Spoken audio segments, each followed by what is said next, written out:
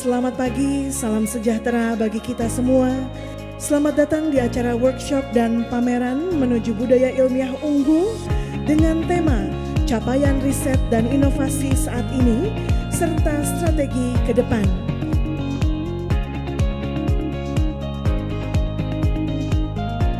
Budaya ilmiah unggul adalah sebuah kerangka kerja konseptual. Sering ditanyakan, apa sih budaya ilmiah unggul ya? Memang ini konseptual. Berkaitan dengan tata kelola penelitian, research governance di lingkungan ITB yang diimplementasikan ke dalam bentuk penguatan kelembagaannya, pengembangan atmosfer yang kondusif, serta pelaksanaan program-program yang bersifat strategis. Jadi dipilih ya. Jadi kelembagaannya diperkuat, atmosfernya kondusif, dan program-programnya dipilih yang strategis. Dalam budaya ilmiah unggul yang disusun oleh kantor WRRI dinyatakan unsur yang esensial dalam budaya ilmiah unggul adalah penelitian dalam arti satu, penelitian merupakan karakteristik yang esensial dari perguruan tinggi sebagai institusi pengetahuan atau knowledge institution. Yang kedua, penelitian merupakan darah hidup intelektual dari segenap staf akademik. Sampai kapanpun ya, dari kita muda sampai pensiun 70, penelitian ini adalah darah hidup intelektual. Jadi tidak ada berhentinya. Saya mungkin jeda selama beberapa tahun mendapatkan amanah jadi kepala RT di Ganesha ini, tapi segera setelah selesai akan kembali harus meningkatkan budaya ilmiah unggul pribadi dan kelompok. Penelitian merupakan panduan bagi pembelajaran dan pengajaran. Penelitian tidak berjalan sendiri, tapi sangat integrated dengan pembelajaran dan pengajaran. Dan yang terakhir, penelitian merupakan fondasi bagi invensi dan inovasi. Dengan diimplementasikannya budaya ilmiah unggul, diharapkan akan terjadi peningkatan produktivitas penelitian di ITB, baik dalam ukuran-ukuran kuantitatif, citasi dan sebagainya, maupun kualitatif dampak.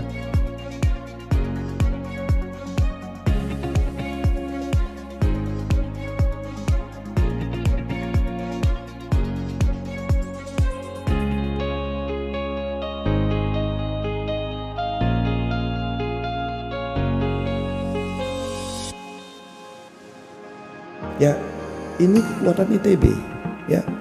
Universitas yang punya fakultas seni ya kita, ya udah lama sekali. Ya mestinya kalau seni berfungsi dengan teknologi sesuatu. Kalaupun sudah ada juga seperti itu, tapi kita lembagakan sekarang dengan aktivitas yang betul-betul mendorong.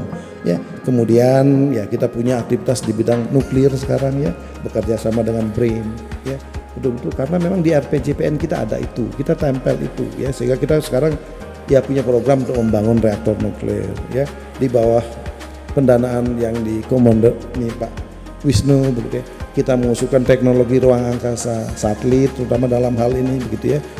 Kita 2030 satu data digitalisasi. Kalau nggak ada satelit bla bla bla bla. Kita juga mendorong microelektronik kuantum begitu ya. Terus kemudian yang mungkin tidak kalah pentingnya adalah transformasi teknologi untuk revolusi kemaritiman, kira-kira begitulah.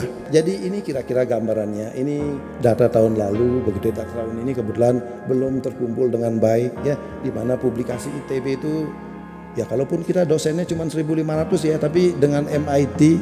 Kenapa MIT ya? Karena kita institut teknologi. Kalau kita bandingkan dengan universitas kan nggak fair. Ada bidang hukum, ada sosial, ada kedokteran. Ya kita tidak punya itu. Ya. Jadi kita publikasinya paling tinggi. Ya, dengan MIT. Nah, ini pengabdian masyarakat kita, ya. Jadi di sini ya terlihat bahwa oh ini betul-betul semua, ya yang Bapak Ibu lihat di sana itu ada di sini. Ya, jadi pengabdian masyarakat yang betul-betul kualitas keilmiahannya itu kompetitif.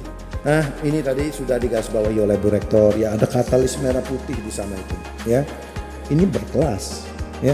Ini akan menjadi sejarah. Next please. Nah, ini agak KKN sedikit ya. Jadi memang ya sekarang lewat LPIK dikomandani oleh Pak Iqbal ya. Kita mendorong satu startup yang namanya itu Osmotech begitu ya. Nah, nanti ini dikomandani oleh Pak Iqbal Dan beliau ini sudah janji sama saya, nanti beliau dalam setahun ini akan menjual 1000 unit ya. Jadi alat ini itu kira-kira sekarang dipasang oleh Bu Rektor satu ya untuk air minum ITB begitu ya. Ini alatnya kira-kira 10 juta, minimal 5 tahun umurnya ya. Berarti setahun itu kan kira-kira 2 juta. Kan kira-kira 5.000 rupiah sehari. Tapi bisa air minum untuk se-ITB begitu kira-kira ya. 5.000 perak ya. Tapi kan bukan ekonomi saja, plastik dan lain sebagainya ya. Intinya ya mengurangi sampah plastik maksudnya. Ya, ini adik-adik Bapak Ibu sekalian.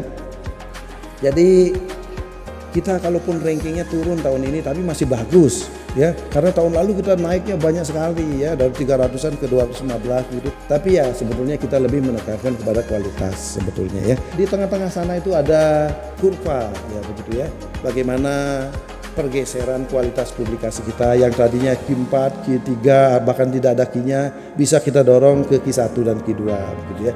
Jadi mohon semangat ya adik-adik semuanya, dan ini adalah next please generasi muda kita yang sangat membanggakan ya, yang ya mendorong publikasi kita banyak ya. Jadi kita memberi penghargaan, berikan tepuk tangan ya untuk 10 dosen-dosen muda kita ya yang sangat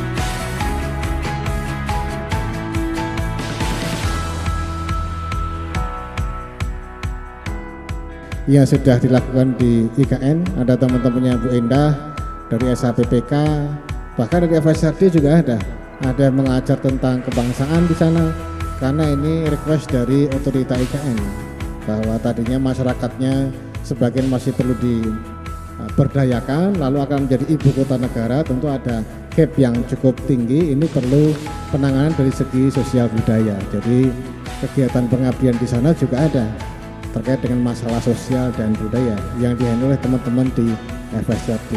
Dari dana dari LPDP misalnya kita juga punya bekerjasama dengan sawit, kemudian dana RKA ITB sendiri.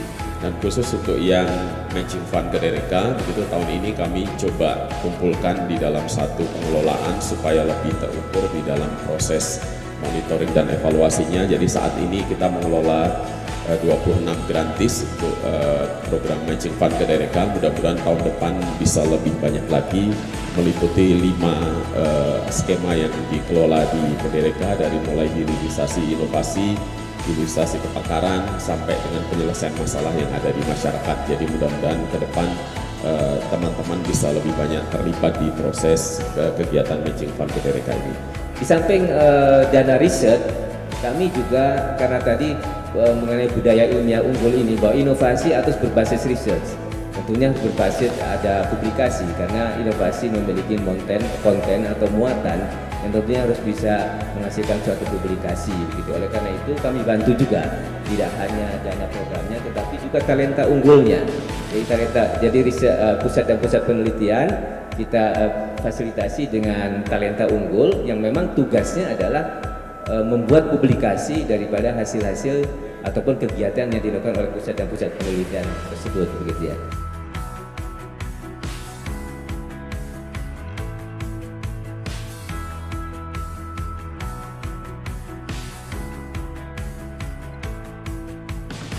Jadi kami ingin mengeksplor bagaimana cerita-cerita dari Bapak Ibu ini berprogres dan berkontribusi untuk ITB juga Indonesia. Apa itu program PMDSU gitu ya.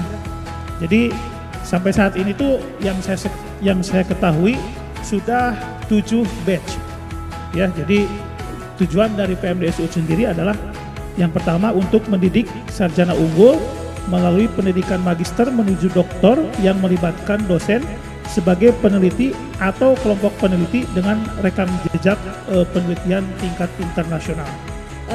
Ini coba mengambil sampel batuan di Cimeta atau di dekat Sesar Lembang, jadi ingin melihat Sesar Lembang itu seperti apa. Selain itu sebenarnya kita juga punya riset kolaborasi dan juga memungkinkan kita untuk riset visit, jadi sharing knowledge antara ITB dan juga universitas di luar negeri. Ini ada beberapa research collaboration kami yang sedang berjalan, itu dari Cambridge University, Brown University, ada yang dari Korea University, Australian National University, untuk berkolaborasi bersama kami begitu ya, menyelesaikan permasalahan riset. Baik, izinkan dalam kesempatan kali ini kami ingin share terkait dengan proses pengembangan produk inovasi alat kesehatan di antara peluang dan tantangan yang ada. Dan berdasarkan Renstra-nya atau peta jalannya Kementerian Kesehatan di tahun 2035, mereka ingin menurunkan ketergantungan alat kesehatan produk impor itu menjadi 45% saja. Nah, di tahun 2035 ini juga diperkirakan pasar lokalnya itu bisa mencapai 130 triliun. Nah, ini sebenarnya antara kejebak dan enggak sih. Jadi Pak Denny tiba-tiba ngasih tahu saya, Ndri, kamu mau nggak pengabdian masyarakatnya di NTT gitu kan? Sebagai anak kota ya yang nggak suka hiking ya dan tidak suka ke daerah-daerah gini, saya merasa oh ya udah deh Pak, saya akan ngebantu beberapa dosen di teknologi pengolahan tanah. Saya sempat berkomunikasi sama bapak-bapaknya dan ternyata oh ya seru juga ya, jadi saya mau ke Alor, ini di Alor Selatan. Saya ke sana. Pada saat pengabdian masyarakat ini yang saya pelajari sangat itu adalah bagaimana saya mendapatkan banyak teman dari seantero ITB ini.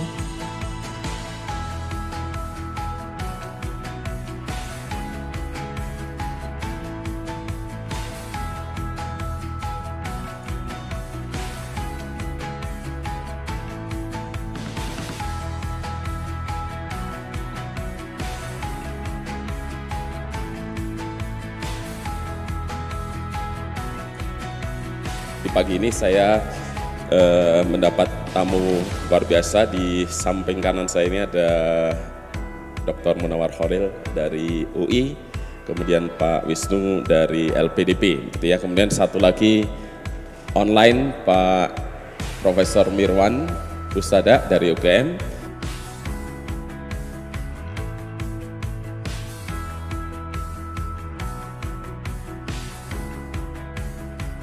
Saya kira tidak banyak perbedaan dengan di luar negeri, tetapi memang integrasi sistem, kepatuhan, fleksibilitas itu merupakan salah satu titik optimal. Dan saya kira kita mulai siap untuk mencermati dari peraturan terbaru dari pemerintah, Permendikbudristek, yang salah satunya memang bagaimana kita bisa sharing knowledge antar stakeholder, namun tetap mematuhi kaidah kepatuhan yang ada. Dan mungkin satu juga yang mungkin harus kita selalu lakukan adalah membudayakan kolaborasi tadi ya. Penelitian itu adalah aktivitas sosial, jadi memang harus bareng-bareng dan banyak sekali best practice yang bisa kita tularkan. Salah satunya tadi ya apa yang sudah dilakukan di ITB, nanti mungkin kami bisa belajar di UI, apa yang kami sudah lakukan di UI bisa ditularkan ke ITB, ke UGM dan lain sebagainya. Jadi platform RKI itu salah satu yang juga mungkin merupakan best practice. LPDP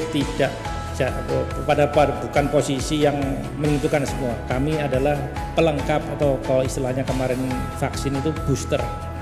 Jadi semuanya harus tanggung jawab masing-masing. Kami memberikan alternatif lain, memberikan penguatan lain pada sistem pendanaan riset yang kita coba tadi saya sampaikan.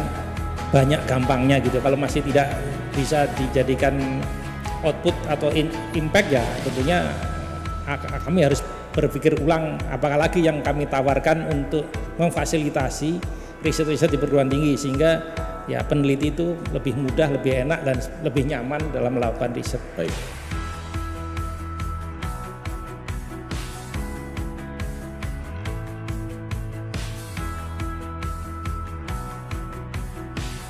Ya, nama saya Sigit dari LPIK ITB. Acara pagi ini menurut saya sangat luar biasa ya, memberikan inspirasi buat para peneliti di ITB bahwa kita harus bisa menghasilkan sesuatu karya yang unggul ya, ilmiah, dan itu saya kira sangat bermanfaat buat bangsa kita. Jadi tahun depan kita harapkan acara ini terus ada begitu dengan kualitas, dan harapan kami para peneliti yang menerima penghargaan juga semakin banyak sehingga ITB akan menjadi lebih baik dan lebih maju. Terima kasih.